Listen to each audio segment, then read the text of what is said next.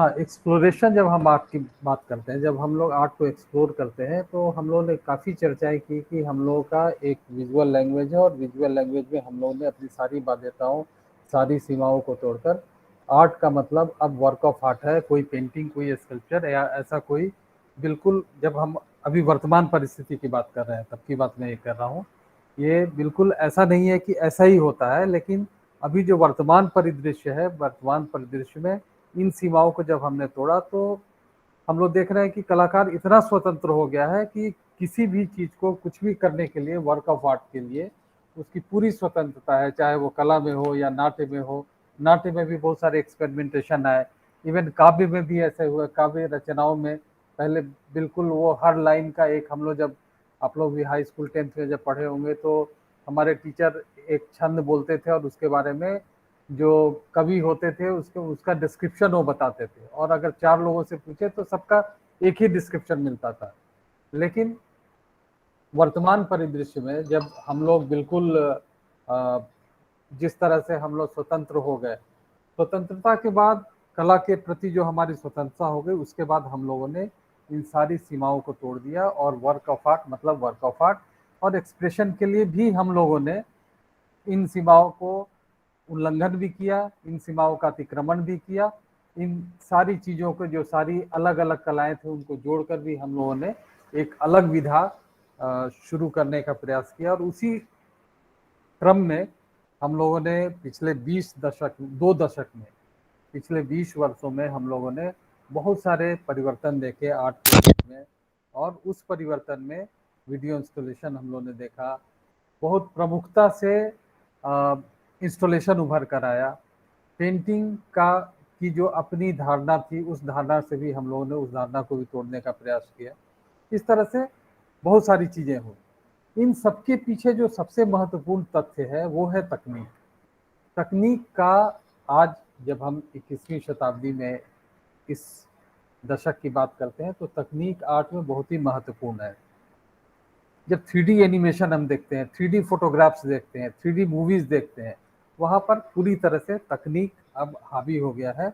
और तकनीक हावी होने का एक दूसरा पक्ष ये है कि हमारे लिए एक वाइडर पर्सपेक्टिव मिलता है। हमको कुछ सोचने का, कुछ करने के लिए एक बड़ी दूरी हमको मिलती है, एक बड़ी श्रृंखला मिलती है, जहाँ से हम तरह तरह के एक्सपेरिमेंटेशन देखते हैं कला के क्षेत्र में। तकनीक बहुत महत्वपूर्ण है, लेकिन उसके साथ साथ हमको जो पारंपरिक तकनीक है उसके बारे में भी जानना बहुत जरूरी है। जब तक वो नहीं जानेंगे तब तक हम नई विधाओं के बारे में बहुत ज़्यादा ज्ञान अर्जित नहीं कर सकते हैं, क्योंकि ये एक्सटेंशन है। कोई भी जो नई विधा होती है वो पुराने का एक एक्सटेंशन होता है, और उस एक्सटेंशन में कहीं ना कहीं जो पुरानी धारणाएं हैं, जो तकनीक को लेकर जो अवधारणा है, जो तकनीक है, उसका वो भी कहीं ना कहीं बहुत मजबूती से समाविष्ट होता है।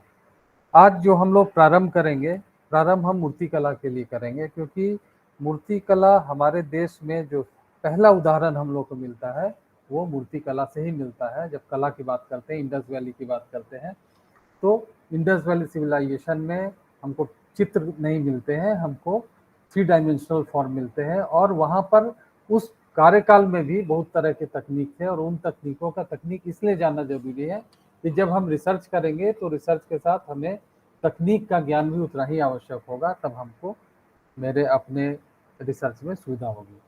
हम शुरुआत करेंगे मूर्तिकला से, और मूर्तिकला के बारे में हम लोगों ने पहले भी डिस्कस किया था, और हम सब जानते हैं कि त्रिआयामी यानी लंबाई, चौड़ाई और मोटाई तीनों होती है मूर्तिकला में, जबकि चित्र में और प्रिंट में केवल लंबाई चौड़ाई होती है।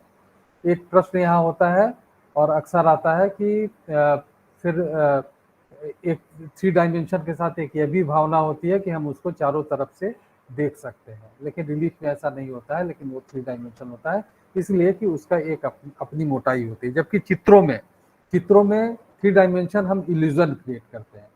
3 डायमेंशन होता नहीं है, लेकिन हम ऐसा इल्यूजन क्रिएट करते हैं जिससे हमको डिस्टेंस भी दिखता है, हमको थ्री डायमेंशन भी दिखता है, लेकिन वास्तव में वास्तविकता वह नहीं होती है। वास्तविकता यह होता है कि लाइट एंड शेड के माध्यम से, रंगों के द्वारा, प्रकाश के माध्यम से, ड्राइंग के द्वारा हम डिस्टेंस क्रिएट करते हैं, डिस्टेंस देखते हैं, डिस्टेंस को ऑब्जर्व करते हैं, और हम एक कल्पना करते हैं लेकिन जब हम 3 डायमेंशन में आते हैं तो हमारे पास पूर्ण रूप से हमारे कल्पना की आवश्यकता नहीं है। जिस जो डायमेंशन जो भी हम देखते हैं, रिलीफ को छोड़ दिया राउंड स्कल्पचर में, तो राउंड स्कल्पचर में निश्चित फॉर्म में हमारे पास दिखाई देता है, और उस फॉर्म में हम लोग जब एक निश्चित आकार दिखाई देता है तो उसमें 3 डायमेंशन होता है। और मूर्तिकला में बहुत ही महत्वपूर्ण पक्ष है, वो है तकनीक। अब हम तकनीक की बात करेंगे तो प्रागैतिहासिक काल से ही टेराकोटा मूर्ति में, टेराकोटा क्या है आप लोगों में से कोई बता पाएंगे? टेराकोटा क्या कहते हैं? पकाई गई मिट्टी से जो बनाया हाँ, जाता है। पकी हुई मिट्टी की मूर्तियां। पकी ही मूर्ति, मिट्टी की मूर्ति, मतलब अगर मूर्ति हो या टेराकोटा पॉट हो, पकाई गई मूर्ति की जो कलाकृति होती है तो उसको हम लोग टेराकोटा कहते हैं। टेराकोटा और सिरामिक में अंतर कुछ आप बता पाएंगे? आमतौर पर सिरामिक और टेराकोटा में फर्क जो होता है, वहां से हम शुरू करते हैं, मिट्टी से शुरू करेंगे फिर हम धातु की तरफ आएंगे। दोनों में मूल जो फर्क है, सिरामिक में एक ग्लेज होता है जो कांच का ग्लेज होता है, एक ग्लास का ग्लेज, उसके ऊपर ग्लास की एक लेयर हम बनाते हैं। उस लेयर बनाने में 2-3 तरीके का होता है। देखिए, मिट्टी को जब हम पकाते हैं तो मिट्टी के पकने के आप देखे होंगे कि ब्रिक जब हम लोग घरों में बनते हैं तो ब्रिक होते, कुछ ब्रिक बेंड हो जाते हैं, कुछ कम पके होते हैं, कुछ बिल्कुल रेड होते हैं, कुछ थोड़ा रेडिशनेस उसमें कम होता है। तो ये सब होने के पहले मिट्टी में, जगह जगह की मिट्टी में खनिज की मात्रा भिन्न भिन्न होती है, और जब उस हर मिट्टी की एक क्षमता होती है हीट रेसिस्टेंस का, मतलब जब उसको बेक करते हैं तो बेक करने में जो गर्मी, ताप सहने की क्षमता भिन्न भिन्न होती है। सिरेमिक जब भी होता है तो आमतौर पर जो हाई ग्लेज, जैसे स्टोनवेयर, स्टोन 2 तरह के होते हैं, टेराकोटा या सिरामिक या टेराकोटा मूर्ति शिल्प 2 तरीके के होते हैं। एक होते हैं अर्दनवेयर, दूसरा होता है स्टोनवेयर। अर्दनवेयर वो है जो हमारी सामान्य मिट्टी, जो काली मिट्टी या चिकनी मिट्टी जिसको हम लोग देखते हैं, उससे जो जैसे ब्रिक है या टेराकोटा स्कल्पचर्स है। जो अर्दनवेयर होता है वो ये है। जो स्टोनवेयर होता है उसका बेस क्या होता है? चाइना क्ले होता है, जो चीनी मिट्टी होती है। तो चीनी मिट्टी के जितने बर्तन होते हैं, जो भी आप छोटे मोटे टॉयज देखते हैं, वो सब जितने भी होते हैं उसको बोलते हैं अर्दनवेयर। अर्दनवेयर और स्टोनवेयर और अर्दनवेयर में डिफरेंस आप लोग समझ गए?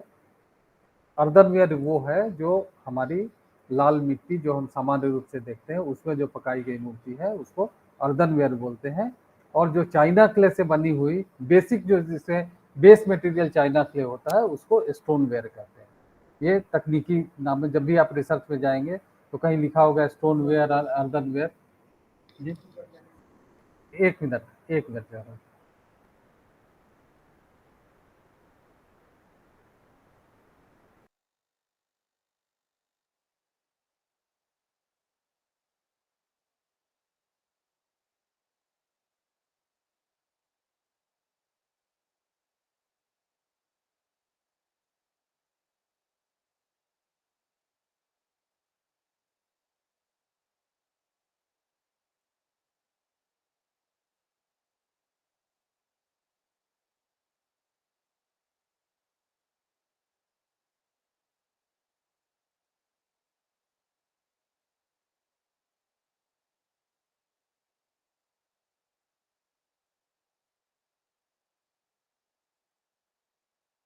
तो ये हम लोग जो बात कर रहे थे अर्दनवेयर स्टोनवेयर की। अब हम लोग टेराकोटा की बात कर रहे हैं, जो आमतौर पर हम लोग, जिसके बारे में विशेष रूप से हमको जानने की आवश्यकता है। टेराकोटा कई तरह के होते हैं। टेराकोटा हॉलो टेराकोटा होता है, सॉलिड टेराकोटा होता है। आमतौर पर टेराकोटा पकने का जो अर्दनवेयर का जो टेम्परेचर होता है, that is 600 Celsius to 700 Celsius, 750 maximum, depend on the clay body. Clay body क्या है? क्ले बॉडी वो है कि जो मिट्टी में खनिज की मात्रा होती है उसके अनुसार, उसी को क्ले बॉडी कहते हैं। जैसे मान लीजिए कि क्वार्ट्ज की मात्रा अगर मिट्टी में हम बढ़ा देंगे तो टेम्परेचर रेसिस्टेंस बढ़ जाएगा, जबकि उतने हम लोग को जानने की जरूरत है, उतने तकनीकी पक्ष की तरफ हम नहीं जाएंगे।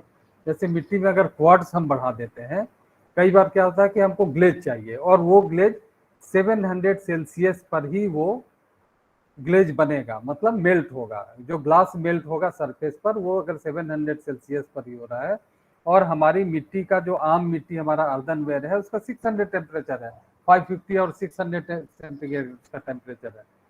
उसके बाद अगर हमारा टेम्परेचर बढ़ेगा तो मेल्ट होगा। लेकिन हमको ग्लेज चाहिए, आप इस चीज को समझिए, ग्लेज अगर हमको ज्यादा चाहिए तो हम क्ले बॉडी की टेस्टिंग करती होती है। तो क्ले बॉडी में हम कौन से खनिज बढ़ाएंगे जिससे उसका रेसिस्टेंस बढ़ जाएगा, ताप सहने की क्षमता बढ़ जाएगी। जब ताप सहने की क्षमता बढ़ेगी तभी ग्लेज वहां पर मेल्ट होगा। ग्लेज मेल्ट होना है मतलब कि ग्लास सरफेस पर मेल्ट होगा। आप समझ रहे हैं इस चीज को? ग्लास जब मेल्ट होगा तब उस पर एक कांचित लेयर, मतलब ग्लास का लेयर हम बोलते हैं, जो भी हम चीनी मिट्टी के बर्तन देखते हैं, जो स्टोन वेयर देखते हैं, इवन इन अर्दन वेयर भी हमको ग्लास का एक लेयर दिखाई देता है जब ग्लेज्ड टेराकोटा होता है। ग्लेज्ड टेराकोटा भी है, अनग्लेज्ड भी होता है। तो ग्लेज्ड होगा तो अगर टेम्परेचर 700 डिग्री सेल्सियस पर वो बढ़ता है तो क्ले बॉडी क्या है? मिट्टी में विभिन्न प्रकार के खनिज है। तो जब हम टेस्टिंग करेंगे तो हमको उसको बढ़ाने के लिए कौन सा खनिज उसमें मिट्टी में ऐड करेंगे जिससे उसके ताप सहने की क्षमता कम बढ़ेगी। जब ताप सहने की क्षमता बढ़ेगी तभी हम ग्लेज का प्रयोग करेंगे। ग्लेज जो होता है वो पाउडर फॉर्म में होता है, उसको लिक्विड बनाते हैं, और उसका एक तरीका है ग्लेज बनाने का, उतना डिटेल में हम लोग को जाने की जरूरत नहीं है। टेराकोटा जो हम लोग सिंधु घाटी में या अभी वर्तमान समय में देखते हैं, कॉन्टेम्प्रेरी आर्ट में भी देखते हैं, तब से लेकर टेराकोटा की तकनीक में कोई भिन्नता नहीं है। टेराकोटा, सॉलिड टेराकोटा से तात्पर्य यह है कि मिट्टी की मूर्ति, जब हम मिट्टी की मूर्ति बनाते हैं तो मिट्टी की मूर्ति का जो भीतर का भाग होता है वो सॉलिड होता है। जैसे अगर घड़ा हम देखते हैं, घड़ा में क्या होता है? अंदर का भाग खोखला होता है, मतलब एक लेयर होता है, एक लेयर का घड़ा होता है। ब्रिक होता है, आप एक बहुत तकनीकी पक्ष है, इसको जानना बहुत जरूरी है कि ब्रिक ब्रिक सॉलिड होता है, लेकिन टेराकोटा अगर हम सॉलिड करेंगे तो फटने की संभावना होती है। ब्रिक और नॉर्मल मिट्टी में क्या फर्क है ये मैं बताता हूँ।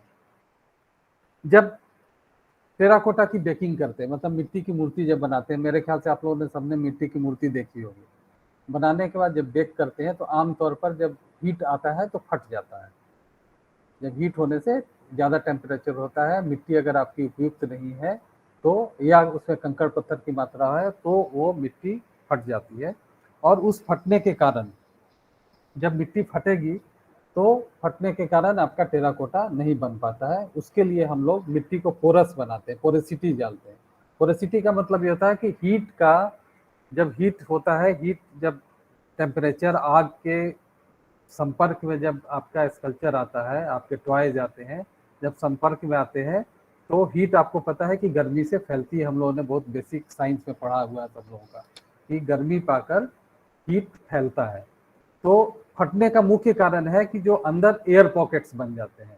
जब मिट्टी को हम बनाते हैं, कंप्रेस करते हैं, तो बीच में एयर पॉकेट अगर रह गया तो मिट्टी फैलने की कोशिश, जो हीट है, हीट फैलने से वो एक्सपेंड करता है, वो बाहर निकलने की कोशिश करता है और उसको रास्ता नहीं मिलता है, इसलिए टेराकोटा फट जाता है। अब हम लोग दो चीज एकदम बेसिक मैं इसलिए बताना चाहूंगा इसको, कि ब्रिक ब्रिक तो बहुत सॉलिड होता है लेकिन ब्रिक नहीं फटता है। उसका कारण होता है कि ब्रिक के लिए जो मिट्टी हम लोग यूज करते हैं वो पोरस होता है, पोरसिटी होता है, उसमें सैंड की मात्रा ज्यादा होती है। लेकिन वो मॉडलिंग के लिए उपयुक्त नहीं होता है कि उसमें प्लास्टिसिटी, मतलब जब हम मिट्टी के लंप को इस तरफ से मोड़, ऐसे लंबा करेंगे तो जो सामान्य मिट्टी, जो सड़क के किनारे मिट्टी होती है, उसको जब लंप बनाएंगे तो उसका अपना स्ट्रेंथ नहीं होता है, उसमें सैंड की मात्रा होती है। वैसी जो मिट्टी होती है उसमें पोरोसिटी होती है, और जब हम उसको बेक करेंगे, जब उसको हम पकाएंगे तो पकाने से क्या होगा कि पोरोसिटी उसमें होगी और वो फटेगा नहीं। लेकिन जो मॉडलिंग क्ले होती है, जिसमें हम लोग मिट्टी की मूर्तियां बनाते हैं, वो होती है चिकनी मिट्टी। जब चिकनी मिट्टी होगी तो पोरोसिटी कम होगी, पोरोसिटी कम होगी तो जब हम उसको बेक करेंगे तो गर्मी, तापमान बाहर निकलने की कोशिश करेगी, बाहर निकलने का प्रयास करेगा, उसमें स्कल्पचर फट जाएगा। इसलिए पोरोसिटी मिट्टी में बहुत जरूरी है। जो मिट्टी की मूर्ति बनती है सॉलिड टेराकोटा में अंदर खोखलापन नहीं होता है, कॉयल सिस्टम से मूर्तियां बनती हैं, स्लैब से बनती है। कॉयल से होता है कि कॉयल को लंबा पेंसिल नुमा धागा की तरह से मिट्टी का रोल बनाते हैं और उसको उस रोल से हम फिर मूर्तियों की रचना करते हैं। एक होती है स्लैब विधि। स्लैब विधि ऐसी होती है कि एक उसको जैसे आटे का गोल हम लोग बनाते हैं और बेलन से बेलते हैं, वैसे मिट्टी का भी गोल बनाकर उसको बेलते हैं और एक उससे स्लैब का निर्माण करते हैं और स्लैब को जोड़कर मूर्तियों की रचना करते हैं। तो मूर्तियां आमतौर पर solid terracotta, coil coil system पर, और तीसरा solid terracotta, coil system, slab विधि। एक चौथी विधि है जिसको हम लोग बोलते हैं,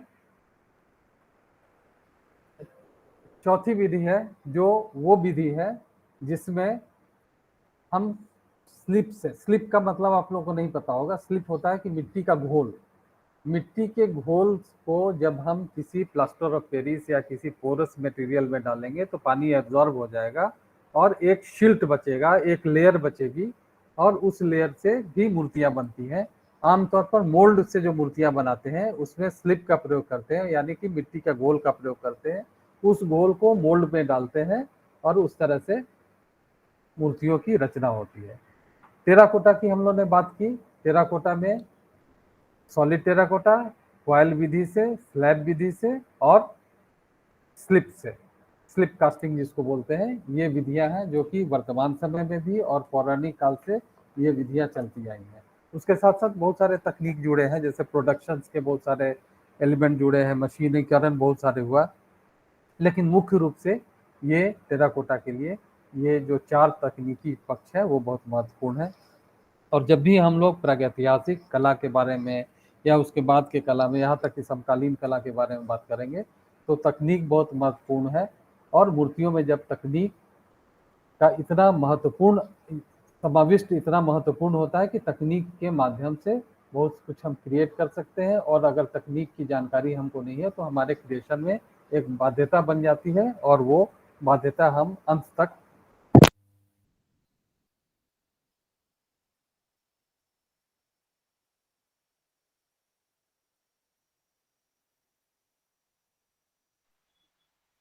सर आवाज नहीं आ रही है।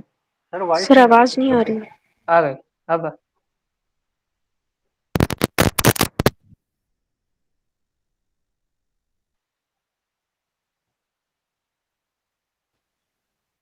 नहीं सर आवाज नहीं सर वॉइस नहीं आ रही है।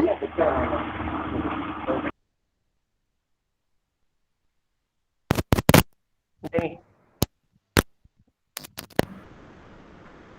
आ रही है। हाँ अब आ रही। Yes sir. जी सर अब आ रही है। अब आ रही है ना? हाँ ठीक। तो हम लोगों ने बात की कि टेराकोटा में जब हम लोग टेराकोटा कर रहे हैं तो टेराकोटा के विधियों के बारे में हमने थोड़ी सी हल्की सी चर्चा की, और उसमें समकालीन कला में तकनीक का इतना महत्व है कि टेराकोटा मूर्तियों में तकनीक इतना महत्वपूर्ण है कि मूर्तियों में आपके विषय, आपके तकनीक के माध्यम से प्रयोगशीलता, प्रयोगधर्मिता बढ़ जाती है, इसलिए तकनीक का ज्ञान अति आवश्यक है। और यहाँ तक जब हम रिसर्च भी करेंगे तो तकनीकी पक्ष भी अगर हमको लेना होगा तो थोड़ी बहुत हमको, बहुत विस्तृत तो नहीं लेकिन थोड़ी बहुत हमको तकनीक का अध्ययन करना बहुत आवश्यक है। हम लोग बात कर रहे थे प्लास्टिक माध्यम का, और जब हम क्ले से काम करते हैं तो क्ले में प्लास्टिसिटी होती है, और टेराकोटा जब पक जाता है तो उसकी प्लास्टिसिटी खत्म हो जाती है, जब सूख जाता है तो उसकी प्लास्टिसिटी खत्म हो जाती है। वुड कार्विंग और स्टोन कार्विंग आमतौर पर आप देख रहे हैं कि छेनी और हथौड़ी का प्रयोग करते हैं, अब मशीनों का उपयोग करते हैं, और उसमें बहुत सारी सीमाओं का जब मशीनीकरण हुआ तो मशीन के द्वारा बहुत कम समय में हम लोग ज़्यादा प्रोडक्शन कर लेते हैं, और वो सुविधा हम लोग के पास है। अब सबसे जो महत्वपूर्ण चीज़ है वो मैं डिस्कस करना चाहता हूँ मेटल कास्टिंग, क्योंकि धातु मूर्ति के बारे में अध्ययन सबसे महत्वपूर्ण है, और खासकर जब हम इतिहास का अध्ययन करेंगे भारत के संदर्भ में तो धातु मूर्ति निर्माण के तरीके, धातु मूर्ति किस तरह से बनते हैं, उसका हमको ज्ञान बहुत आवश्यक है। पहले ये धातु क्या है उसकी बात कर ले, और मिश्र धातु क्या है। धातु जो डायरेक्ट अयस्क से मिलते हैं, और आप समझते हैं आयरन ओर, कॉपर ओर इत्यादि, एल्युमिनियम के लिए भी। तो ये जो होते हैं जो सीधे अयस्क से मिलते हैं उसको बोलते हैं धातु या मेटल। दूसरा होता है एलॉय। एलॉय क्या होता है कि एक या एक से अधिक मेटल धातु के मिश्रण से जब हम कोई नया मिश्रण तैयार करते हैं, नई धातु तैयार करते हैं, उसको बोलते हैं मिश्र धातु या एलॉय। उसका नाम है एलॉय या मिश्र धातु। ये बहुत आप लोग को शायद नेट वेट का एग्जाम दिए होंगे तो उसमें भी इस तरह के प्रश्न आते हैं। मेटल और एलॉय में अंतर है। मेटल सीधा अयस्क से निकलता है और मिश्र धातु या ठीक है, मिश्र धातु या एलॉय वो सम्मिश्रण है, विभिन्न प्रकार के ओर से बने हुए धातुओं का सम्मिश्रण है। एक प्रश्न आप बताएं कि ब्रास और ब्रोंज और कॉपर, अगर तीन माध्यम आपके पास हो, कौन सा मेटल है, कौन सा मिश्र धातु है या एलॉय है? कॉपर मेटल है। बता पाएगा? ठीक है। और ब्रोंज? ब्रॉन्ज जो है वो मिश्र धातु है, एलॉय है। मिश्र धातु, हाँ। और पीतल भी, पीतल या जिसको ब्रास बोलते हैं वो भी एलॉय है। हाँ, एलॉय है। अच्छा। एलॉय है क्योंकि पीतल में कॉपर और जिंक का मिश्रण होता है पीतल में। और ब्रोंज जो होता है, ब्रोंज में कॉपर, जिंक, टिन, मैंगनीज इत्यादि बहुत सारे मतलब अगर उसके फॉर्मूला सैकड़ों फार्मूला है और आप नए नए फार्मूले भी अपने आवश्यकता के अनुसार तैयार भी कर सकते हैं। लेकिन जो प्रचलित फार्मूला है कम से कम 100 से ज्यादा ब्रोंज के फार्मूला होंगे। जब हम लोग इंडस वैली की बात करते हैं, इंडस वैली में जो नर्तकी एक मिली है, आप लोगों को याद होगा, वो पिक्चर सबको पता होगा, वो नर्तकी ब्रोंज की है। That is not from brass और that is not from copper. इसका मतलब प्री हिस्टोरिक पीरियड से ही हमारे मूर्तिकार दक्षता रखते थे मिश्र धातु का ही नहीं बल्कि मिश्र धातु का प्रयोग करते रहे। ये तो धातु की बात हो गई। अब धातु की मूर्तियां कैसे बनती हैं? धातु की मूर्तियां बनती हैं, उसको मेल्ट करते हैं, उसको पहले गलाते हैं, गलाने के बाद एक उसको फॉर्म तैयार करते हैं। और कैसे करते हैं इस बारे में हम लोग थोड़ा डिस्कस कर लेंगे। बहुत ही संक्षेप में मैं कोशिश करूंगा कि अपनी बात रख सकूं। दो तरह से धातु मूर्ति बनती है, ठीक है। एक होता है डायरेक्ट मेटल और दूसरा होता है इनडायरेक्ट। इनडायरेक्ट का मतलब है कि एक सीधा मेटल को मेल्ट करके और किसी फॉर्म में हम डालते हैं और वो बन जाता है। दूसरा ये होता है कि पहले हम प्लास्टर ऑफ पेरिस या मिट्टी में बनाते हैं और फिर उसको ट्रांसफॉर्म करते हैं। तो दो तरह से धातु की मूर्तियां हम बनाते हैं। आप समझ रहे हैं? अब कैसे है इसका मैं एक उदाहरण बताता हूँ। ये हाथ है और इसका मेटल कास्ट मुझे करना है, ठीक है। तो सामान्य तौर पर क्या करेंगे, एक प्रिंसिपल मैं बता रहा हूँ, मैं वो तकनीक नहीं बता रहा हूँ, प्रिंसिपल बता रहा हूँ कि इस हाथ का अगर हमको मोल्ड करना हो, इसका अगर हमको धातु में इसकी कास्ट करनी हो तो हम दो तरीके से कर सकते हैं। ये हाफ पोर्शन जो है, इसको जैसे हम लोग बालू में पहले खेलते थे, आपको याद होगा कि थोड़ा समुद्र के किनारे चले जाइए, तो जब आप पैर उसमें दबाएंगे और पैर को निकालेंगे तो भीतर आपका पैर का शेप बना होता है, बन जाता है ना। सैंड में जब हम दबाते हैं अपने पैर को या गीली मिट्टी में और धीरे से पैर को हम निकालते हैं तो वो शेप पैर का भीतर बन जाता है। उस भीतर में जो खोखलापन है, मतलब जो कैविटी बन गई, उस कैविटी में मेटल पोर करके अगर डाल देते हैं तो that is called direct metal casting. Casting है लेकिन ये डायरेक्ट मेटल कास्टिंग है। मतलब एक फॉर्म जो हाथ है, हाथ को आपने प्रेस किया, हाफ प्रेस किया, फिर इसको पूरा प्रेस किया, या सपोज आपने पूरा प्रेस किया और इसको निकाल लिया, और उस कैविटी में जब निकाल लेंगे तो बीच में कैविटी बन जाएगी, दोनों तरफ सैंड है और बीच में कैविटी बन जाएगी। उस कैविटी में मेटल को मेल्ट करके अगर आप डालेंगे तो उसको बोलते हैं डायरेक्ट मेटल कास्टिंग, ठीक है।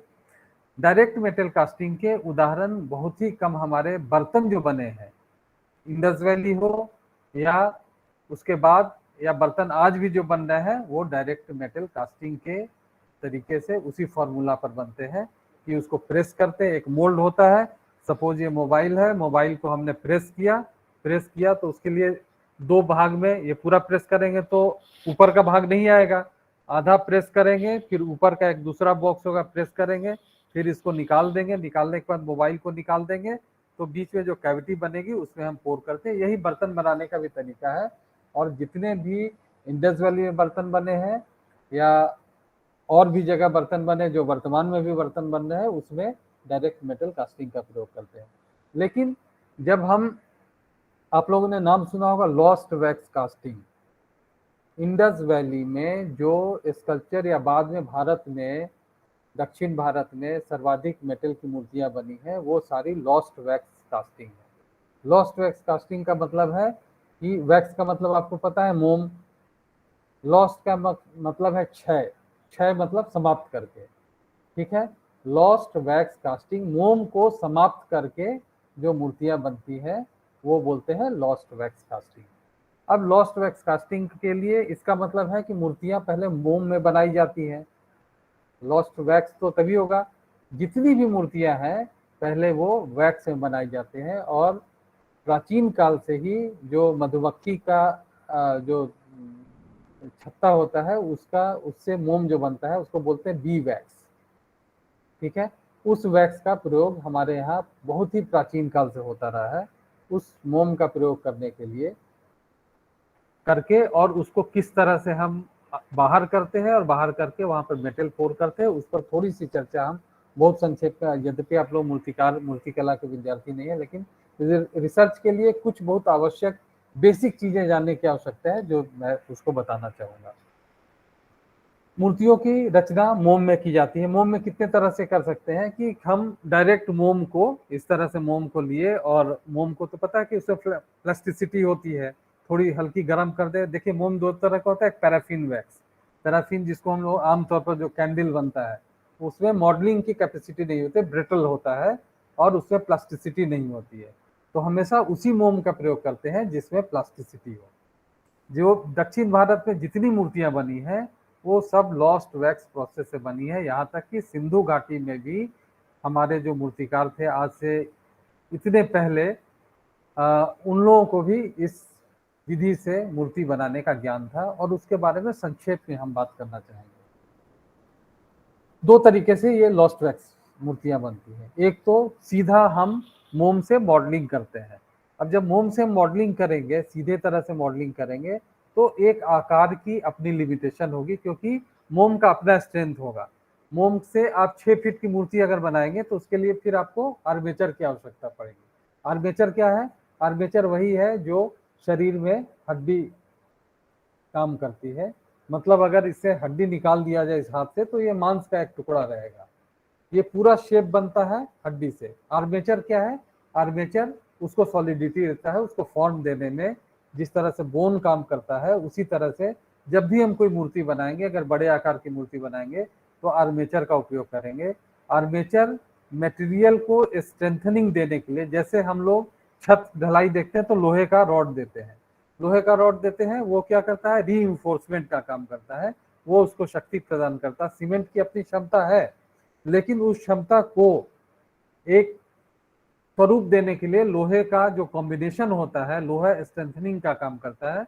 उसी तरह से जो आर्मेचर होता है किसी भी स्कल्पचर में, जो बड़े साइज का आर्मेचर, मिट्टी अपने स्ट्रेंथ से, मतलब मिट्टी का एक अलग अलग तरह की मिट्टी का, किसी मिट्टी का लंब 6 इंच तक जाएगा।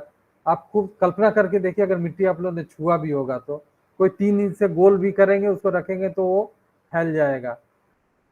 जब चिकनी मिट्टी ज्यादा होगी तो उसका लंब 6 इंच जाएगा, और अच्छी होगी तो हो सकता है 8 इंच तक जाए। लेकिन अगर आपको 12 इंच का लंब तैयार करना है तो उसके लिए आपको आर्मेचर का प्रयोग करना होगा। आर्मेचर लोहे का होता है, आर्मेचर और लकड़ी का भी हो सकता है। विभिन्न प्रकार के माध्यम आवश्यकता के अनुसार हम लोग प्रयोग करते हैं। तो लॉस्ट वैक्स कास्टिंग में सबसे पहले 2 तरह के मोम में मूर्तियां बनाते हैं। एक तो हम सीधे मूर्तियां बनाते हैं, जैसे छोटे छोटे खिलौने। अब जैसे सिंधु घाटी में जो नर्तकी बनी होगी, नर्तकी का जो हाथ है, जिस तरह से हाथ का मूवमेंट है, निश्चित रूप से उसमें आर्मेचर का प्रयोग किया गया होगा। एक तकनीकी रूप से, चूंकि मैं मूर्तिकार हूं, मैं इस बात को समझ सकता हूं कि बिना उस आर्मेचर के प्रयोग के, चाहे वो लकड़ी का आर्मेचर हो या लोहे का आर्मेचर हो या कुछ और हो, लेकिन आर्मेचर का प्रयोग किया गया होगा। तो आर्मेचर की उपयोगिता आप समझ गए। दूसरी बात है कि जब हम मूर्ति बना रहे हैं दो तरीके से बनाएंगे, एक तो डायरेक्ट वैक्स में बनाते हैं, दूसरा बनाते हैं कि मिट्टी में हम पहले मूर्ति को बनाए, मिट्टी में बनाने के बाद उसका प्लास्टर में सांचा लेते हैं, ठीक है। प्लास्टर में सांचा लेंगे और सांचा लेने के बाद फिर उसमें मोम की कोटिंग करते हैं, वही काम जो डायरेक्ट करते हैं, मोम को पिघलाकर और ब्रश से उसकी कोटिंग करेंगे, फिर उसको बंद करेंगे और फिर उसका मेल्टिंग का मैं तरीका बताऊंगा, कैसे मेल्ट करते हैं, कैसे मोम को क्षय करते हैं, उसके बारे में हम डिस्कस करेंगे। पहले तो मूर्ति जो मोम में बनती है दो तरीके से बनती है, एक मूर्ति डायरेक्ट वैक्स में बनती है, दूसरी इनडायरेक्ट बनती है। इनडायरेक्ट बनने वाली जो मूर्तियां होती है उसमें आर्मेचर का हम प्रयोग करते हैं, मोल्ड का प्रयोग करते हैं, मोल्ड पर वैक्स की कोटिंग करके करते हैं, और ये सारी जो कास्टिंग है इसको लॉस्ट वैक्स कास्टिंग कहते हैं, और इटालियन कास्टिंग भी इसका नाम है। इंडिया में लॉस्ट वैक्स कास्टिंग इटालियन भी हो सकता है और इंडिजिनस भी है। इंडिजिनस आप लोगों ने बस्तर का सुना होगा, डोगरा कास्टिंग, बस्तर का सुना है कभी? Dogra, yes sir. हाँ, डोगरा स्कल्पचर जो होता है वो इंडिजिनस प्रोसेस है, वो भारतीय ढलाई की पद्धति है। जबकि यूरोप में जितने भी बड़े बड़े स्टैचू आप देखे होंगे, मेटल में बड़े बड़े स्टैचू, वो जो तरीका है उसको बोलते हैं इटालियन कास्टिंग, और उसकी एक अलग पद्धति है। लेकिन संक्षेप में हम थोड़ा थोड़ा जानेंगे उसको कि ये है क्या। जब हम मोम की मूर्ति बनाते हैं तो मोम की मूर्ति बनाने के बाद एक होता है इन्वेस्टमेंट मटेरियल। मोम की मूर्ति बन गई, मोम की मूर्ति बनाने के बाद उसके ऊपर एक कवरिंग करते हैं। कवरिंग क्या करते हैं? वो मिट्टी का भी होता है, गोबर मिट्टी इत्यादि जो भारत में होता था, भारत में गोबर मिट्टी इत्यादि का लेप लगाते थे, और लेप लगा के मिट्टी के ऊपर, जैसे मिट्टी की मूर्ति है उसके ऊपर लेप ऐसे लगाते थे, और कई बार लेप लगाने के बाद वो कवर हो जाता था। फिर क्या होगा कि इसमें ये अंदर तो मोम की मूर्ति है, यहाँ से मेटल जाने के लिए एक कैंडल नुमा मोम बनाएंगे, ठीक है। इसको देखिए, कैंडल नुमा ऐसे एक बनाएंगे, और दूसरा एयर निकलने के लिए दो रास्ते बनाएंगे, और इस मोम को हम बेक करेंगे। जो अंदर मोम की मूर्ति है, ऊपर से इन्वेस्टमेंट मटेरियल है। इन्वेस्टमेंट मटेरियल भारत में बहुत तरह से, मतलब विभिन्न वो स्थानीय भी हो सकता है, लेकिन जो ऊपर की कवरिंग होती है उसको इन्वेस्टमेंट मटेरियल ही बोलते हैं। इन्वेस्टमेंट मटेरियल की कवरिंग होती है। कवरिंग होने के बाद उसको फिर हम लोग गलाते हैं, उसको बर्न करते हैं, उसको बर्न आउट, उसके सिस्टम को बोलते हैं बर्न आउट। उसको जब बर्न आउट करते हैं मतलब कि मोम को हम बाहर निकालते हैं, या उसका नाम डी वैक्सिंग है, मतलब वैक्स को डी वैक्स करना, उस बॉडी से वैक्स को निकालना। तो जब हम डी वैक्सिंग करते हैं तो कैविटी बनती है। फॉर्मूला वही है जो मैंने पहले बताया कि जैसे सैंड में हम हाथ डालते हैं और हाथ निकालते हैं तो जो कैविटी बनती है, उसी तरह से मोम की मूर्ति बनाते हैं। मोम की मूर्ति से इन्वेस्टमेंट मटेरियल्स कवर करते हैं, और जब मोम निकल जाता है वो जो कैविटी बनती है उससे मेटल गलाकर ढालते हैं। समझ में आ रहा है? नहीं आया? थोड़ा तकनीक है, लेकिन आपको, हाँ, तो दो तरीके से आ गया ना, ठीक है। तो दो तरीके से मूर्तियों की हम रचना करते हैं लॉस्ट वैक्स में, इंडिजिनस प्रोसेस और इटालियन प्रोसेस। अब हम लोग डायरेक्ट मेटल की बात करें। डायरेक्ट मेटल में हम लोग ने बात की कि एक सांचा रहता है, एक बॉक्स रहता है, आधा हाथ उसमें दबाए, दूसरा बॉक्स खाली रखे, उसमें दूसरा सैंड डाले, उसकी रैमिंग किए, फिर दोनों को निकाले, हाथ को निकाले और गैप में, तो डायरेक्ट मेटल हुआ। इनडायरेक्ट क्या हुआ? इनडायरेक्ट में लॉस्ट वैक्स कास्टिंग, जहाँ मोम का हम प्रयोग करते हैं उसको लॉस्ट वैक्स कास्टिंग कहते हैं। उसमें मोम क्षय, मोम को, हाँ सर सैंड कास्टिंग भी होता है ना सर, उसके बारे में थोड़ा बता दीजिए। Sand casting direct metal sculpture की कास्टिंग है, डायरेक्ट कास्टिंग उसको बोलते हैं। मैंने दो चीजें बताई आपको, एक तो डायरेक्ट बताया, दूसरा लॉस्ट वैक्स या इटालियन, ठीक है। जो सैंड कास्टिंग होता है, सैंड कास्टिंग में सैंड का मतलब होता है बालू, हम लोग जानते हैं। बालू का प्रयोग होता है, रेत का प्रयोग होता है। रेत के द्वारा हम इन्वेस्टमेंट मटेरियल बनाते हैं। दो चीजें हैं यहाँ। हम लोगों ने वैक्स को पहले अपने स्कल्पचर को वैक्स में कन्वर्ट किया या वैक्स में बनाया। जब सैंड कास्टिंग करते हैं तो हमारे पास ऑलरेडी एक मूर्ति है। सपोज ये मूर्ति है, इसका सैंड कास्ट हमको करना है। तकनीकी रूप से, क्योंकि आप लोग को मूर्ति कला के विद्यार्थी ने, फिर भी मैं बहुत कोशिश करूंगा कि बहुत सामान्य तरीके से। एक बक्सा है, एक एक बॉक्स है जिसका ऊपर का भाग खाली है और बाकी 4 और बॉटम, ऐसा बॉक्स होगा जिसके ऊपर का पार्ट खाली है और 5 भाग है, 5 भाग में एक बॉटम और 4 फ्रेम। अब फ्रेम समझते हैं ना, कोई भी डब्बा आप देखिए तो डब्बे में ये ऐसे फॉर्म होगा और नीचे बेस होगा, ठीक। बेस में हम लोग सैंड भरेंगे, सैंड के साथ बाइंडिंग मटेरियल होता है। बाइंडिंग मटेरियल कई जगह, जैसे सैंड कास्टिंग होती है तो कई जगह उसमें सोडा मिलाते हैं। सोडा चीनी का जो गुड़ बनाते हैं ना, गुड़ का जो लिक्विड फॉर्म होता है उसको शीरा बोलते हैं। शीरा या कई जगह मोबिल ऑयल, जला हुआ मोबिल ऑयल, मतलब सैंड को बाइंड करने का मटेरियल। अब वो जो बॉक्स है, बॉक्स में आप लोग इधर देखें, बॉक्स में ये हाफ पार्ट हम इसको दबा देंगे, ठीक है। जब इसको हाफ पार्ट हम दबा देंगे तो इसको पूरी तरह से प्रेस करेंगे, हाफ पार्ट दबाकर, मतलब ये इसका हाफ पार्ट। अगर ऐसे करेंगे तो ऐसे हाफ पार्ट ऐसा दबाएंगे कि ये बाकी चीजें ऐसे बाहर निकल जाए। अब इस फॉर्म में यहाँ पर मतलब ये देखिए यहाँ पर थोड़ा प्रोजेक्शन है, तो नेचुरली हम इसको इस तरह से प्रेस करेंगे बॉक्स में हाफ। उसके बाद उस बॉक्स के ऊपर एक केवल फ्रेम रहेगा, उसका दोनों पार्ट नहीं होगा, बॉक्स के सेम साइज का आइडेंटिकल एक फ्रेम और होगा। समझ रहे हैं? जैसे बॉक्स हमने ऐसे बताया कि ये बॉक्स है, एक मिनट में आपको, सपोज ये बॉक्स है ना, बॉक्स में एक पार्ट 2 3 4 है और ये बॉटम है, ठीक है। पहला बॉक्स में ये टॉप नहीं है, इसमें क्या करेंगे, ये हमने अपने स्कल्पचर को रख दिया आधा, नीचे पूरा हमने सैंड भरा हुआ है, सैंड भर दिया, इसको हाफ प्रेस कर दिए। ठीक इसी साइज का ये मेरा स्कल्पचर उसमें पड़ा हुआ है, ये स्कल्पचर अंदर है, ठीक इसी साइज का सेम आइडेंटिकल बॉक्स एक और होगा जो कि जिसका टॉप नहीं होगा, जिसका केवल फ्रेम होगा, और वो फ्रेम फिर इसके ऊपर ऐसे बैठ जाएगा, ठीक है। इसके ऊपर जब ये बैठ गया तो बैठने के बाद हम फिर इसमें एक ऐसा मटेरियल यूज करेंगे जिसको हम लोग बोलते हैं, तकनीकी भाषा में उसको बोलते हैं कि सेपरेशन के लिए, सेपरेटिव मटेरियल। जैसे अगर सैंड है तो सैंड, आधा सैंड हमने इसे भर दिया, आधा ये अंदर है। सेपरेशन के लिए हम क्या करते हैं कि इसमें टाल्क, ये जो टैल्कम पाउडर हम यूज करते हैं उस तरह का, या संग्रास पाउडर उसको बोलते हैं, वो पाउडर इसमें एक छिड़काव कर देंगे, एक पोटली में बना के इसे छिड़काव कर देते हैं। फिर क्या करते हैं कि दूसरा फ्रेम इसके ऊपर ऐसे रख दिए, जिसका टॉप नहीं है, ओनली फ्रेम, ठीक है। अब इसके ऊपर हमने क्या किया था, पहले पाउडर लगाया था, फिर हमने उस पर सैंड की रैमिंग कर दी, मतलब सैंड फिर से हमने ऊपर डाल दिया, और सैंड डालने के बाद उसको अच्छे से इसको ठोक के पूरे तरह से जितना प्रेस कर सकते थे उसको हमने प्रेस कर दिया। अब क्या हो गया कि हमारा स्कल्पचर बीच में है, इस बॉक्स में सैंड है, ऊपर वाले में सैंड है, ऊपर वाला केवल फ्रेम है। ऊपर वाले फ्रेम को हमने हटा लिया, क्योंकि सेपरेशन के लिए मटेरियल दिया हुआ है, इसलिए ऊपर वाला फ्रेम निकल गया। अब ऊपर वाला फ्रेम निकलने के बाद क्या हुआ कि आपका मोबाइल या आपका जो स्कल्पचर है इसमें रखा हुआ है, और उसका हाफ इम्प्रेशन जो है ऊपर वाले पर है।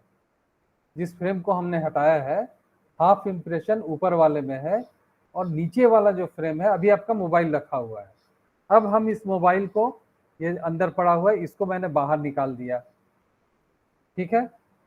जब इसको हमने बाहर निकाल दिया, इसको बाहर निकाल लिया, तो क्या हो गया कि हाफ इम्प्रेशन इस बॉक्स में है और हाफ जो दूसरा फ्रेम वाला है उसमें है, ठीक है। समझ में आ गया? अब हमने मोबाइल को बाहर निकालकर और इस फ्रेम को फिर रख दिया, तो क्या हो गया, अब क्या हो गया कि बीच में, ये बीच का जो मोबाइल जहां पर मेरा रखा हुआ था वहां पर कैविटी बन गई, मोबाइल के शेप की कैविटी बन गई। आ गया समझ में? बिल्कुल समझ में आ गया कि कहीं कोई कंफ्यूजन है? यस सर, आ गया सर। तो बीच में कैविटी बन गई। अब क्या करेंगे कि फिर से हम फ्रेम को लगा देंगे, ठीक है। तो क्या हो गया, बीच में मोबाइल के शेप की कैविटी है ऊपर सैंड है, नीचे सैंड है, मतलब ये सैंड का एक बॉक्स है और बीच में मोबाइल का शेप रखा हुआ है, मतलब मोबाइल मेरा स्कल्पचर वो जो था स्कल्पचर का शेप है। अब इसमें क्या होगा कि जब हम ये दूसरा डाल रहे थे पहली बार, उस समय एक लोहे की रॉड यहाँ पर लगा देते हैं, रख देते हैं, पहले शेप के बाद बॉडी से सटाकर लोहे का रॉड एक लगा देते हैं, ठीक है। जब हम दूसरा शेप रखेंगे तो इस रॉड को बाहर निकाल देंगे, तो क्या हो जाएगा कि वहां बॉडी तक एक नाली की तरह बन जाएगी और उस नाली के थ्रू मेटल को मेल्ट करके हम इसमें पोर करेंगे।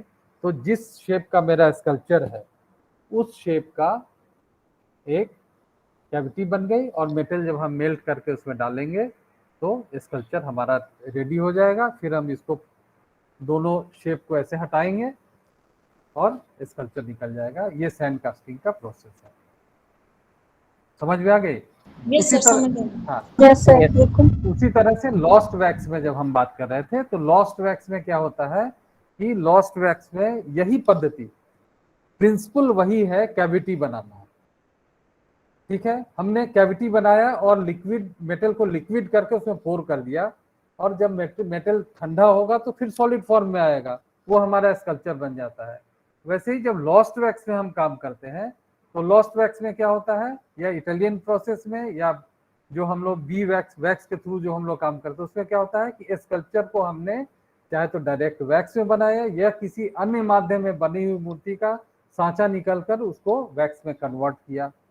ठीक है, कन्वर्ट करने के बाद हम इसी तरह से, इसी बॉक्स के तरह से, वो बॉक्स नहीं होगा, मूर्ति के शेप में मोल्ड बनाएंगे, लेकिन बीच में स्कल्पचर है, यहाँ इन्वेस्टमेंट मटेरियल है, यहाँ इन्वेस्टमेंट मटेरियल है, गैस ये मेटल जाने का रास्ता बनेगा और मेटल डालने का रास्ता कैसे बनेगा, वो वैक्स से बनेगा। अभी हमने लोहे से बनाया था, लोहे को निकाल दिया तो बीच में एक नली बन गई।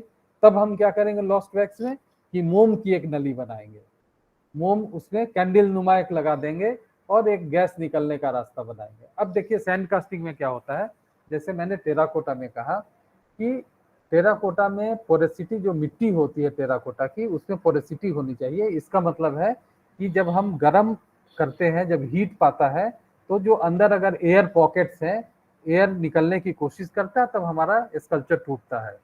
उसी तरह से क्योंकि सैंड कास्टिंग पूरा पोरस होगा, सैंड के थ्रू बना हुआ है, तो इसमें गैस निकलने के लिए आपको गैस पाइप की जरूरत नहीं है। लेकिन जब लॉस्ट वैक्स कास्टिंग करते हैं, लॉस्ट वैक्स कास्टिंग में मोम का अगर फिंगर का भी अगर इम्प्रेशन है तो वो इम्प्रेशन भी आपकी कास्टिंग में आता है। मोम में ऐसी क्षमता, जैसे सैंड है, सैंड में आपका फिंगरप्रिंट नहीं आएगा, लेकिन मोम में अगर आप अपना हाथ ऐसे दबा देंगे, ऐसे दबाएंगे या मोम का एक लेयर लगाए और मोम जब ठंडा होकर निकालेंगे तो आपके फिंगर का जो प्रिंट होगा वो भी आ जाता है। इसलिए सर्वाधिक डिटेल काम के लिए हम लोग मोम वाली मूर्तियों का प्रयोग करते हैं। तो मोम में कन्वर्ट करेंगे, पहले स्कल्पचर को वैक्स में कन्वर्ट करेंगे और कन्वर्ट करने के बाद सिमिलर प्रिंसिपल वही होती है कि बीच में कैविटी तैयार करते हैं और उस कैविटी को बनाने के लिए जो इन्वेस्टमेंट सैंड की जगह जहां हमने सैंड भरा है वहां पर इन्वेस्टमेंट मटेरियल लगाते हैं और उसकी कोटिंग करते हैं, जैसे ब्रिक डस्ट प्लास्टर करते हैं, सिलिका का यूज करते हैं, बहुत तरीके का, वो मैंने नहीं समझता हूँ कि आपको जानने की आवश्यकता है। तो हम सिमिलर कोटिंग करते हैं, कोटिंग करके बर्न आउट करते हैं, मतलब मोम को गर्म करके, लंबे समय तक गर्म करके मोम को बाहर निकालते हैं। मोम जब बाहर निकल जाएगी तो वहां पर हम फिर मेटल मेल्ट करके पोर करते हैं। ठीक है, तो ये मेटल कास्टिंग का बेसिक चीज है कि मेटल कास्टिंग स्कल्पचर दो तरीके से होते हैं।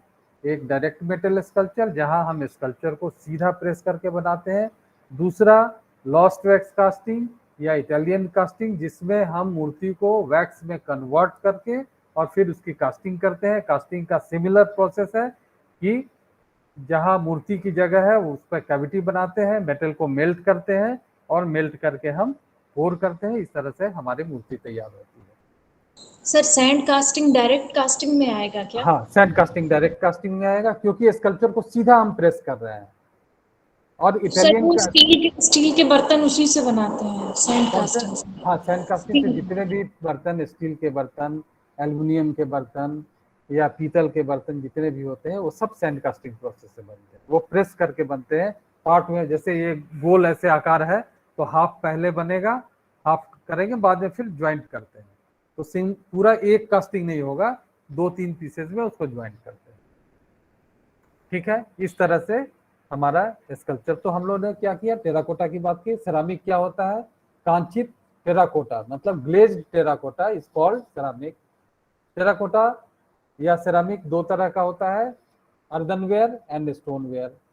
अर्दनवेयर क्या होता है, जो सामान्य मिट्टी की मूर्ति होती है वो अर्दन होता है, जो चाइना क्ले जिसका बेस होता है वो स्टोनवेयर होता है। दो चीजें हो गई। मेटल कास्टिंग की बात हो गई। मेटल कास्टिंग दो तरह का होता है, direct metal casting, indirect metal casting. अब उसमें बहुत सारी चीजें हैं जो कि हम लोग बहुत विस्तृत नहीं जाएंगे, जैसे कोल्ड कास्टिंग होता है, हॉट कास्टिंग होता है। जैसे इंडिजिनस प्रोसेस है वो हॉट कास्टिंग है।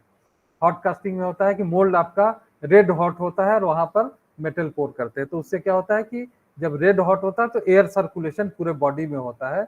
जब एयर सर्कुलेशन पूरे बॉडी में होगा, जब हम मेटल मेल्ट करके वहां डालेंगे तो एयर वेंटिलेशन की जरूरत नहीं होती है। जैसे सैंड कास्टिंग में एयर वेंटिलेशन की जरूरत नहीं होता, पोरोसिटी होता है और एयर जो बीच का एयर होता है। जैसे अगर आप ग्लास में पानी डालेंगे तो क्या होगा, एयर का जगह पानी ले लेती है। और बोतल को जैसे आप पानी में डालेंगे, किसी बोतल को, खाली बोतल को पानी में डालेंगे तो एयर जहां जब निकलेगा तभी वहां पानी इंटर करेगा। ठीक है, तो एयर को निकालना उतना ही कास्टिंग में महत्वपूर्ण है। एयर नहीं निकलेगा तो कास्टिंग आपका सक्सेसफुल नहीं होगा।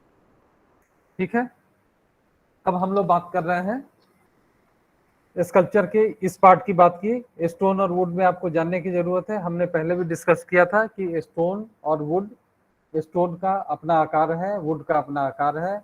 वुडन स्कल्पचर जो होता है हमेशा एक लॉग होता है, वुडन लॉग होता है। वुड का एक कैरेक्टर होता है जो कि सिलिंड्रिकल होता है और वो स्क्वायर नहीं हो सकता। मतलब कोई भी स्कल्पचर अगर वुड में देखेंगे आप तो जैसे 8 फीट बाई 8 फीट का स्क्वायर नहीं हो सकता है। अगर होगा तो आप पीसेस को उसको जोड़ कर करेंगे। ठीक है, लेकिन स्टोन के लिए आकार की कोई सीमा नहीं है। स्टोन बिल्कुल बड़े शेप का हो सकता है, चौकोर हो सकता है, सिलिंड्रिकल हो सकता है। वो सारी संभावनाएं आपके पास होती हैं और उसके आधार पर हम स्टोन की मूर्तियों का निर्माण करते हैं। अब इसके बाद हम लोग दूसरी विधा पर आते हैं जिसकी बात हम लोग कर रहे हैं कि म्यूरल और फ्रेस्को। आप लोगों में से कोई बताएगा? हम लोग म्यूरल की, जब हम लोग अगर हम लोग को कहीं जाना पड़ा अजंता की तरफ, अगर हमारी स्टडी हुई तो हम उसको कैसे, उसको म्यूरल कहेंगे, फ्रेस्को कहेंगे, ये सब चीज़ें मेरे ख्याल से आप लोग को जानकारी होगी। आप लोग सभी मास्टर्स करके आए हैं तो मैं नहीं समझता हूँ कि इंजीनियर और सभी पेंटिंग के छात्र हैं, तो मुझे ऐसा नहीं लगता कि आप लोग को बहुत आवश्यकता होगी। दूसरा जो हम लोग बात कर रहे थे कि दूसरा पक्ष अगर हम लोग देखें, हाँ, अब एक और इम्पोर्टेंट पक्ष है कि हम लोग डायरेक्ट मेटल कास्टिंग की बात कर रहे हैं। अब डायरेक्ट स्कल्पचर की, direct metal sculpture, direct metal sculpture and direct casting दोनों दो चीजें हैं। डायरेक्ट मेटल क्या हुआ कि हम लोग ने पहले भी डिस्कस किया था कि मेटल की वो मूर्ति, वो स्कल्पचर जिसमें हम डायरेक्ट मेटल का प्रयोग करते हैं, चाहे तो शीट हो या स्क्रैप हो या रॉड्स हो इत्यादि को जोड़कर जो हम काम करते हैं उसको बोलते हैं डायरेक्ट मेटल स्कल्पचर। तो हम इसका विभेद ऐसे कर सकते हैं, casted sculpture, casted metal sculpture और डायरेक्ट मेटल स्कल्पचर। कास्टिंग दो तरीके से, direct casting and indirect casting. ठीक है, तो डायरेक्ट मेटल स्कल्पचर क्या हुआ, जो हम सीधे, हमारे पास मेटल का कोई शेप हो और उस शेप को अपने कंपोजिशन या जैसे रॉड्स हो या इत्यादि या प्लेट हो, इसको जोड़कर वेल्ड करके अगर हम मूर्ति की कोई संरचना करते हैं, मूर्ति का कोई मूर्ति बनाते हैं तो उसको हम लोग डायरेक्ट मेटल स्कल्पचर कहते हैं। ठीक है, ये मूर्ति कला के ये जो टेक्निकल एस्पेक्ट थे थोड़े मैंने आपको इसलिए बताया कि रिसर्च जब आप करेंगे तो आपको इन चीज़ों की आवश्यकता पड़ भी सकती है। अगर आप किसी इज्म को लेंगे तो वहाँ पर आपको बताना पड़ेगा कि लॉस्ट वैक्स कास्टिंग है। लॉस्ट वैक्स कास्टिंग में अगर डिटेल में जाएंगे तो बहुत सारी चीज़ें आगे आपको अध्ययन करना पड़ेगा, लेकिन वर्तमान संदर्भ में इतना आपके लिए, इतनी जानकारी पर्याप्त है। और इसलिए भी मैंने आप लोग को बताया कि अधिकांशतः जो आपके चाहे तो जो छात्र हैं, जो स्कॉलर हैं वो अप्लाइड के हैं या पेंटिंग के हैं, इसलिए उन लोगों को मूर्ति कला की सामान्यतः जानकारी बहुत कम होती है, इसलिए मैंने थोड़ी सी चीज़ें कोशिश मैंने की है कि आपको बेसिक और उसका प्रिंसिपल आपको बता दिया जाए कि किस प्रकार से इसका कार्य करते हैं। हम लोग बात ये कर रहे थे कि जब हम लोग 21वीं शताब्दी के स्कल्पचर्स को देखते हैं, चित्र को देखते हैं, तो तकनीक बहुत महत्वपूर्ण है और उस तकनीक को अपने एक्सप्रेशन, अपने विजुअल लैंग्वेज के लिए और एक्सप्रेशन के लिए जिस तरह से एक्सप्लॉइट किया गया है, मैं इसको एक्सप्लॉइट इसलिए कहता हूँ कि हर माध्यम का अपना चरित्र होता है।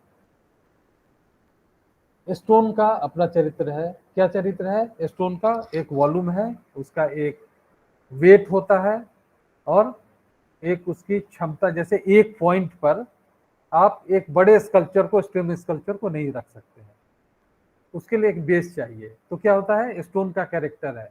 एक वुड है, वुड के लिए आपको एक लॉग होगा। हमेशा पेड़ वर्टिकल होता है, भले ही उसकी डालियां इधर उधर हो, लेकिन सिलिंड्रिकल फॉर्म होता है।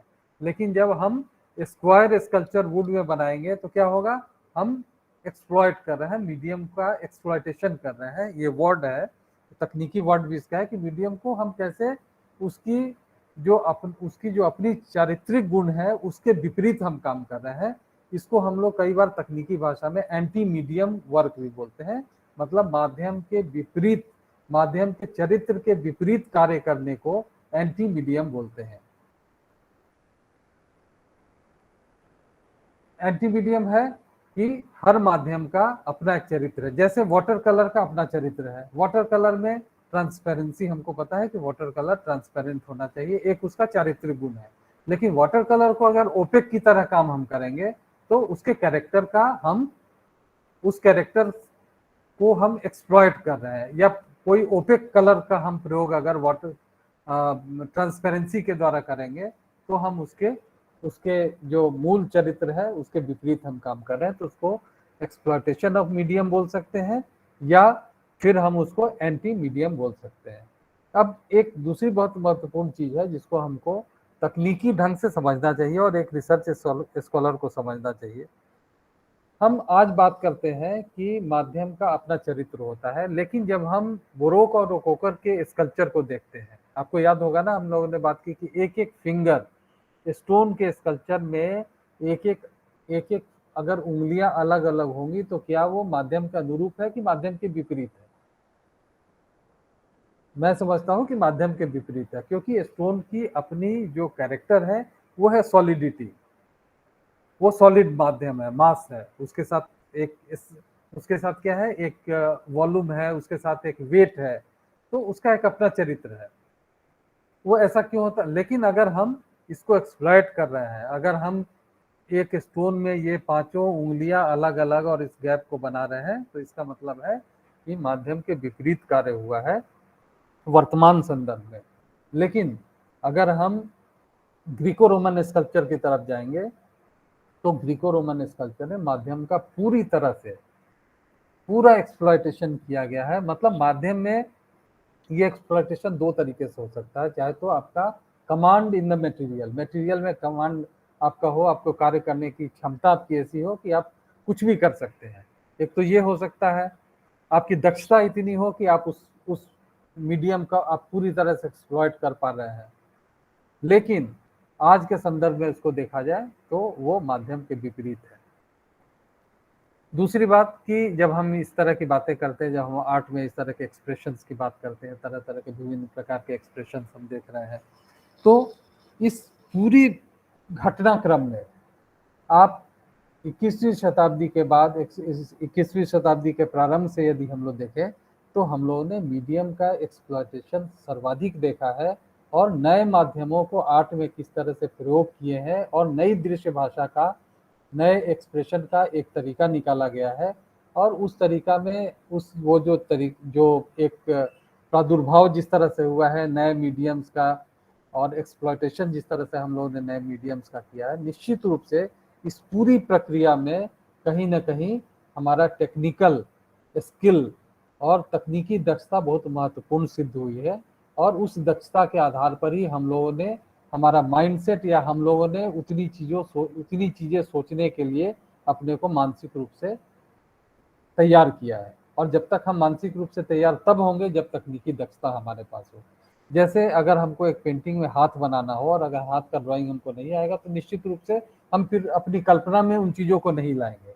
इसलिए आप देख रहे हैं कि जो आर्टिस्ट है अब टेक्निकली बहुत साउंड होता जा रहा है, स्किल बहुत इंपॉर्टेंट अब कम होता जा रहा है। स्किल इसलिए कम होता जा रहा है कि स्किल के लिए जो आपके समय है, अब जो वर्तमान संदर्भ है, वर्तमान परिवेश में कलाकार स्किल में बहुत कम कलाकार हैं जो बहुत स्किल्ड हैं। अधिकांश कलाकार तकनीकी पक्ष की तरफ जा रहे हैं और फोटोग्राफिक इमेजेस को लेकर वही एक्सप्रेशन देने की कोशिश कर रहे हैं जो आप बहुत लंबे समय पर कैनवास और ब्रश के द्वारा देते थे, वो कम समय में तकनीकी स्किल्स के द्वारा कर रहे हैं। ये अभी जब हम लोग कंटेम्प्रेरी आर्ट की बात करेंगे, समकालीन कला की बात करेंगे, तो ये जो डेवलपमेंट है इस डेवलपमेंट को हमको समझना होगा। और जब हम वर्क ऑफ आर्ट का एनालिसिस करेंगे तो इस परिदृश्य में हमको देखना होगा कि मीडियम का एक्सप्लॉयटेशन हमने कैसे किया, तकनीकी दक्षता कैसे किया, और टाइम के हिसाब से मॉडर्न इक्विपमेंट्स, मॉडर्न टेक्निक्स का हम लोगों ने कितना प्रयोग किया है, वो हमारे लिए बहुत महत्वपूर्ण है और इस संदर्भ में हम लोग को देखना चाहिए। इसके अतिरिक्त और आप लोगों के तरफ से कोई प्रश्न हो जो तकनीक से संबंधित है?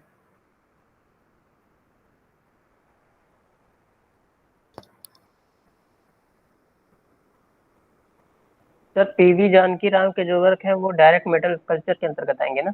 हाँ बिल्कुल, डायरेक्ट मेटल स्कल्पचर के अंतर्गत आएंगे। Okay, thank you.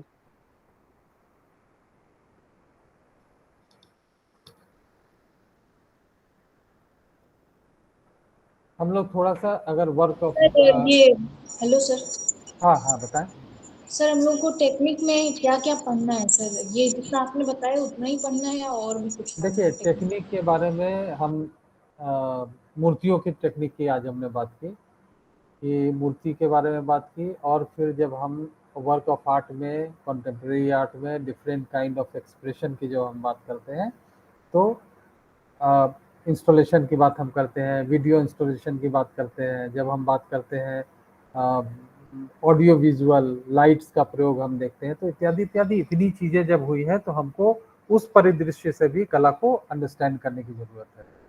मैं ये जो अंडरस्टैंडिंग की बात कर रहा हूँ, मैं 21वीं शताब्दी के बाद अगर समकालीन कला के परिदृश्य में हम बात करेंगे तब की बात मैं कर रहा हूँ कि ये जो मल्टीमीडिया, ऑडियो विजुअल, मतलब एक स्कल्पचर के साथ लाइट का प्रयोग, एक स्कल्पचर के साथ साउंड का प्रयोग, उसके साथ एक म्यूजिक का प्रयोग, उसके साथ डायलॉग्स हम परफॉर्म कर रहे हैं। हमने पहले बात की थी कि हम नाटक में भी परफॉर्म करते हैं और आर्ट में भी परफॉर्म करते हैं, तो इत्यादि इन चीज़ों का भेद हमको समझना बहुत आवश्यक है। ये फर्दर रिसर्च के लिए बहुत महत्वपूर्ण होगा और इस आधार पर ही हम कला का असेसमेंट करना हमारे लिए उपयुक्त होगा। ठीक है। और मेरे ख्याल से जिन तकनीकों की हम लोग बात कर रहे हैं, चित्रकला ये तकनीक, टेम्परा, म्यूरल के तकनीक, टेराकोटा के तकनीक, ग्लेज टेराकोटा क्या है, मतलब बेसिक चीज आपको पता होना चाहिए कि ग्लेज टेराकोटा क्या है, टेराकोटा सिरामिक में अंतर क्या है, अर्दनवेयर क्या है, स्टोनवेयर क्या है, लॉस्ट वैक्स स्कल्पचर क्या है, डायरेक्ट मेटल स्कल्पचर क्या है, डायरेक्ट कास्टिंग क्या है, इनडायरेक्ट कास्टिंग क्या है, इत्यादि इत्यादि। तो ये बहुत तकनीकी पक्ष है, लेकिन इस तकनीकी पक्ष पे जब हम रिसर्च में जाएंगे तो कहीं ना कहीं हमको तकनीक का अध्ययन करना होगा और उस अध्ययन में हमको इन चीज़ों पर विशेष रूप से ध्यान देने की आवश्यकता होगी। और जब हम लोगों ने पिछली बार बात की थी कि कैसे हम रिसर्च करेंगे, हमने बात की थी तकनीक पक्ष अलग है, तकनीकी पक्ष अलग है, हम एक्सप्रेशन की बात कर रहे थे, हम कैसे वर्क को की अंडरस्टैंडिंग हमारी होगी। हम इन चीज़ों पर भी बहुत चर्चा कर चुके हैं कि वर्क की अंडरस्टैंडिंग हम कैसे क्रिएट करेंगे, हम किसी को अच्छा और ख़राब कैसे कहेंगे। हम उसके लिए मैंने पहले बात की थी कि तकनीकी पक्ष जो है, जैसे देखिए क्या है कि हम लोगों ने टेक्निकल डेवलपमेंट, जैसे टेक्नोलॉजिकल डेवलपमेंट हुआ आर्ट में, नए नए मीडियम्स का प्रयोग किया, हम लोग एक्रेलिक शीट का प्रयोग किया, हम लोग पेंटिंग में बहुत सारी चीज़ें प्रयोग कर रहे हैं। फाइबर ग्लास हमारे यहाँ 25 साल पहले, 30 साल पहले नहीं हुआ करती थी, अब फाइबर ग्लास तो सामान्य माध्यम हो गया है। ये जिन माध्यम का, जैसे हम लोगों ने स्टोन की बात की, मेटल की बात की, ये हमारे पारंपरिक माध्यम है, लेकिन इन पारंपरिक माध्यम के अतिरिक्त कई सारे नए माध्यम आए और आते जा रहे हैं, भविष्य में आएंगे। पेपर मेशी को लेकर काम हुआ, जबकि पेपर मेशी बहुत पुराना मीडियम है। ऐसा नहीं कि पेपर में अभी पेपर पल्प को लेकर आज काम कर रहे हैं, पेपर मेशी में बहुत पहले से काम हो रहा है। लेकिन पेपर मेशी को कंटेम्प्रेरी कॉन्सेप्ट के द्वारा, अपने थॉट के द्वारा कैसे हम उसका मॉडर्न टाइम में कैसे यूज कर रहे हैं, ये बहुत महत्वपूर्ण है। तो पेपर मेशी को केवल तकनीक की दृष्टि से नहीं देखेंगे, वे ऑफ एक्सप्रेशन, हम पेपर मेशी का जो मटेरियल है उस मटेरियल को समकालीन कॉन्सेप्ट से में किस तरह से हम देख रहे हैं कि एक्सप्रेसिव हुआ है, तो ये बहुत महत्वपूर्ण है और इस दृष्टि से हम लोग को इस पर देखने की आवश्यकता है। और पिछले हम लोग चौथे दिन हम लोग बैठे हैं, इस बीच में हम लोग और क्या क्या चीज़ें हैं जिस पर हम लोग, जो आप लोगों से वार्ता हुई है, 10 मिनट का समय हमारे पास है। मैं चाहूँगा कि आप लोग की तरफ से कुछ प्रश्न आए और निश्चित रूप से मैं कोशिश करूँगा कि इसका उत्तर मैं आपको दे सकूँ। और अपेक्षा भी मेरी है कि हम लोगों ने बहुत डिस्कशन किया है और मेरे ख्याल से मेरे डिस्कशन के बाद आपको वर्क ऑफ आर्ट देखने का, फिर एक कैसे हम एनालाइज करेंगे, इसके बारे में मैंने कोशिश की कि हम उस दृष्टि से देखें। और इस संदर्भ में या तकनीक के दृष्टि से हम लोगों ने बहुत सारी बातें की। हम लोगों ने आर्ट के विभिन्न स्वरूप की बात की, विजुअल आर्ट, परफॉर्मिंग आर्ट, किसमें क्या क्या पॉसिबिलिटी है, कंबाइन, तो इत्यादि बहुत सारी एक वाइडर ढंग से हम लोगों ने कोशिश की कि संक्षेप में बड़े परिदृश्य को देखा जाए। और 4 दिनों की वार्ता के बाद मैं समझता हूँ कि प्रश्न आपके पास से स्वाभाविक रूप से मेरे पास आने चाहिए, और कुछ ऐसे प्रश्न हो जिस पर हम लोग बहुत क्लियर ना हो। कोई भी आप में से, आप लोग इतने लोग बैठे हैं, कोई भी अगर क्लियर नहीं हो तो एकदम पूछे और बेझिझक पूछे। हम लोग, हो सकता है कि हम लोग आपस में वार्ता करके उसको ज़्यादा क्लियर करें, क्लैरिटी के साथ है। तो अपेक्षा है 10 मिनट हमारे पास समय है। सर ये टेराकोटा और ये जो सेरेमिक है, इसमें सर अंतर एक बार और फिर से स्पष्ट कर दें। देखिए, ये टेराकोटा ट्रांसफॉर्म करके जो बनाई गई है वो सेरेमिक कहेंगे क्या? नहीं, सेरामिक का मतलब हो गया है कि कांचित terracotta, glazed terracotta is called ceramic. जब टेराकोटा के ऊपर ग्लेजिंग हो गई तो वो सेरामिक हो गया। जब तक उस पर ग्लेजिंग नहीं है तब तक वो टेराकोटा है। जब स्टोन वेयर में जब फायरिंग करते हैं और फायर करते हैं, उसको बोलते हैं बिस्किट फायरिंग। 2 बार फायरिंग करते हैं, एक बार करते हैं जब उसको पकाते हैं।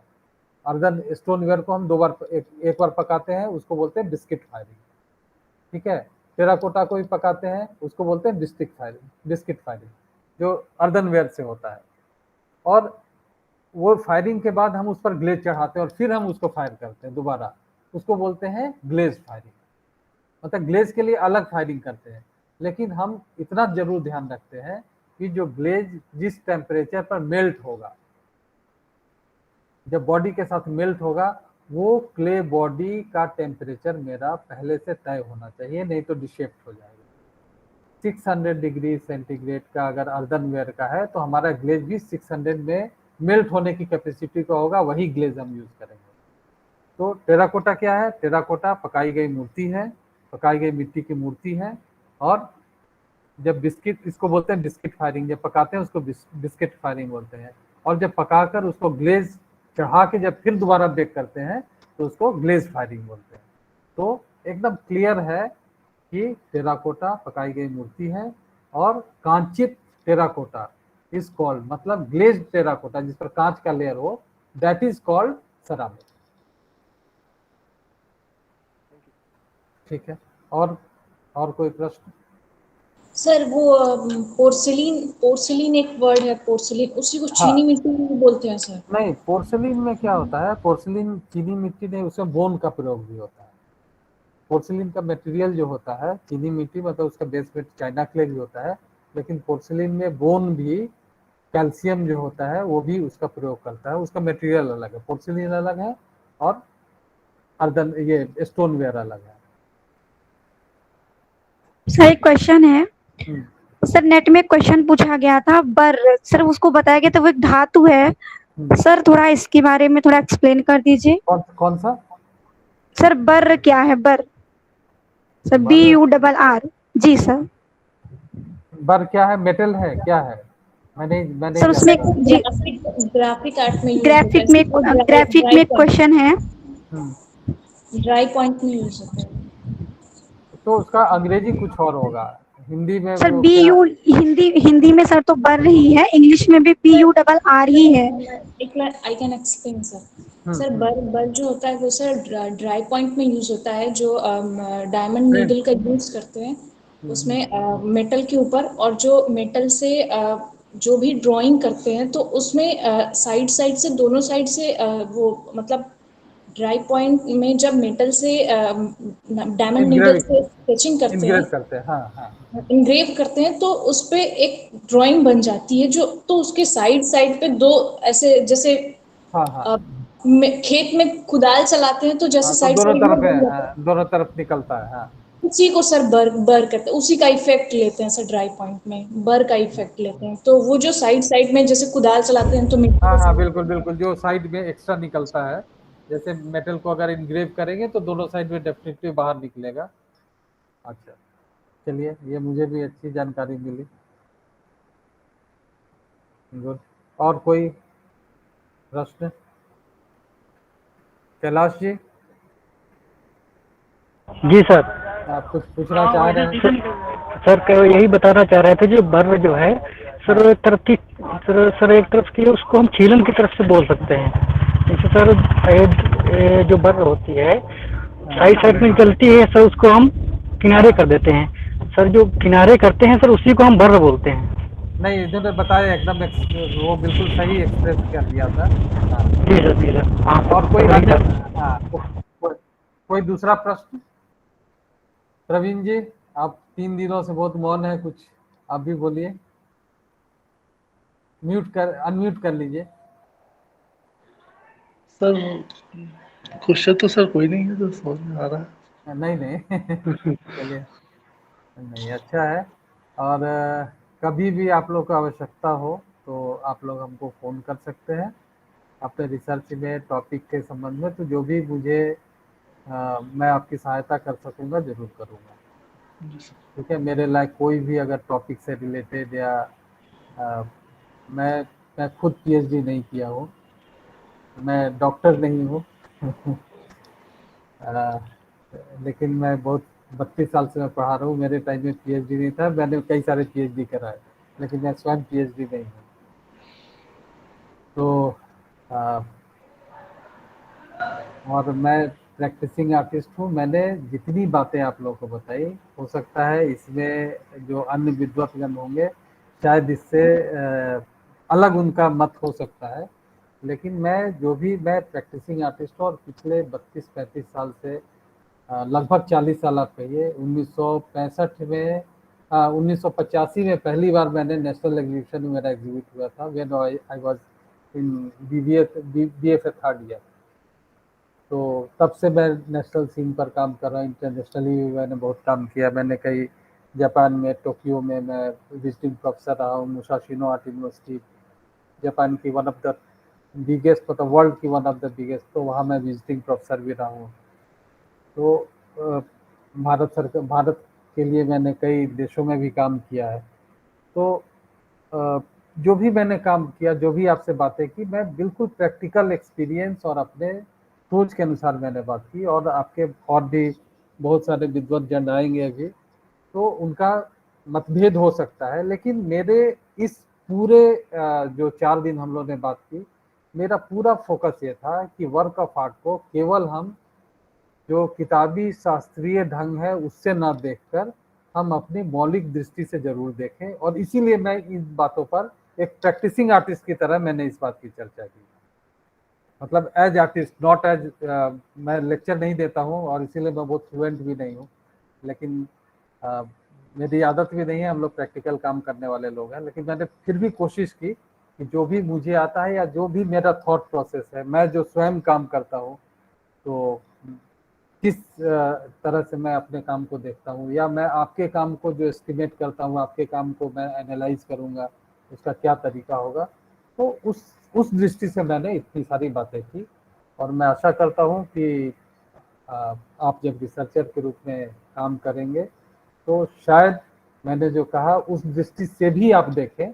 यद्यपि बहुत सारे आपके विद्वत जन अभी आपके साथ और बैठेंगे और वो निश्चित रूप से वो इतिहासकार भी हो सकते हैं, एस्थेटिशियन भी हो सकते हैं, सौंदर्य शास्त्र का उनको बहुत अनुभव हो, बहुत ज्ञान हो। मेरे पास बहुत ही अल्प ज्ञान है, लेकिन केवल एक कलाकार के रूप में मैंने आपसे बात की और आशा करता हूँ कि भविष्य में जब भी मेरे लायक कोई आपको मदद की ज़रूरत हो, मैं हमेशा आपके पास रहूँगा। मेरे ख्याल से मेरा फ़ोन नंबर आप सबके पास होना चाहिए, और नहीं है तो मैं बता देता हूँ, 94151 03475। कभी भी आप लोग को आवश्यकता हो अपने टॉपिक से रिलेटेड, तकनीक के दृष्टि से, जो भी हमसे हो सकेगा हम आपकी सहायता करेंगे। और ये हम सबका मिला जुला जो रिसर्च होता है, इंडिविजुअल नहीं होता, सबका बहुत बड़ा, सब लोग मिलकर काम करते हैं और टीम भावना से अगर हम लोग काम करें तो और बेहतर काम करेंगे। इसी के साथ आप लोगों से विदा लेता हूँ। आप लोग बहुत ध्यान से सुने, इसका मैं शुक्रगुजार हूँ। आशा करता हूँ फिर हम मिलेंगे। धन्यवाद। Thank you. Okay sir, thank you. Ram sir.